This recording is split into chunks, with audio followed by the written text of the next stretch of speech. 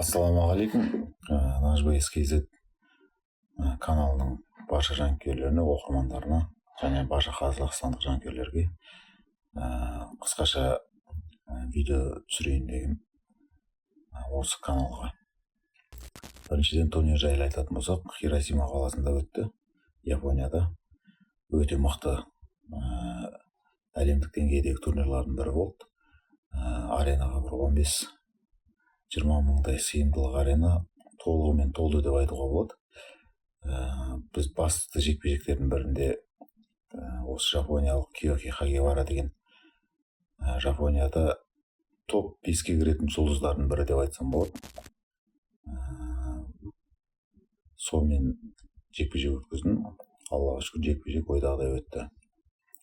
Денсаулығыма келетін болсам, ешқандай жарақат алған жоқпын деп айтуға болады. Балтырынан теуіп тастады.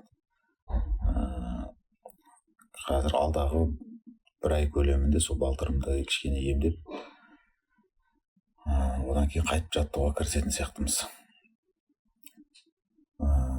Одан кейін ертең 20 күні Токиода пресс-конференция болады. Маған сол пресс-конференцияға қалуымды өтінді. Сол пресс-конференцияға қатысамыз. Пресс-конференцияда алдағы жекпе-жектер туралы және де алдағы жоспарлар туралы тағы да жаңалықтар болады деген ойдамын. Және қарсыласқа келетін болсам, қарсыласым Киоки Хагевара 9 жекпе-жек жеңіп, 12-сін жеңіліс тапқан. Бірақ жеңілістерінің бәрін топологиядан көріп шықтым. Жапониядағы барлық жұлдыздардың бәрімен төбелесіп шыққан. Мен бұл қарсыласыма риза болған себебім, қарсылас таңдамай тек қана мықтылармен төбелесіп, тек қана мықтылардан ұтса да мықтылардан ұтады, ұтылса да мықтылардан ұтылады. Сол карьерасын жолын көрген кезінде сол ісіне риза болдым. Бізде енді көп спортшыларды білеміз, танимыз. Кейбір спортшылар бар, 20 жекпе-жек өткізіп, 50 жекпе-жек өткізіп, 50-ден өліп жүргенде болады, бірақ ешкіммен төбелеспегесін. Аты бар, жеткен жетістігі бар, 50-ден өліп рекорд, өңшең ноунеймдер жеңіп, ондай рекордпен жүргенше, мен ойлаймын, осы Хагевара сияқты тек қана мықтылармен төбелесу керек. Жеңсең де, жеңілсең де спортта жүргеннен кейін өте үлкен тәжірибе болады деп ойлаймын.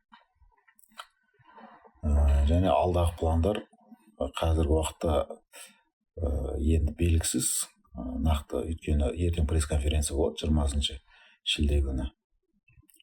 Бүгін 19 күні мен осы видеоны түсіріп жатырмын. Сол алдағы пландар, жоспарлар, жекпе-жек туралы негізі осы сентябрдағы қыркүйек айында болатын 55 мың адамдық турнирда өнер көрсетті деп айтылған болатын. Супер Райзен 5 деген өте биылғы жылдың ең үлкен турнирі деп айтылған болады. Соған негізі шық деп ұсыныс жасап жатыр, бірақ енді аяғым кішкене жарақат болып тұр, балтырым. Енді ертең Токиоға жеткен кезде врачтар осмотр жасап, нақты определять етеді. Жарысқа егер дайындалып үлгеруге мүмкіншілік беретін болса, аяғым қыркүйек айында шығып қалуымыз мүмкін, Құдай қаласа. Ол уақытта да өте қызықты жекпе-жек болайын деп тұр. Қарсыласында өте танымал, Жапониядағы ең топ 3 жұлдыздардың бірімен жекпе-жек өткіземін деп айтуға болады. Осымен барлықтарыңыздың қолдауларыңызға рахмет. Алдағы уақыттарда жаңалықтар болып жатса, тағы да бөлісеміз.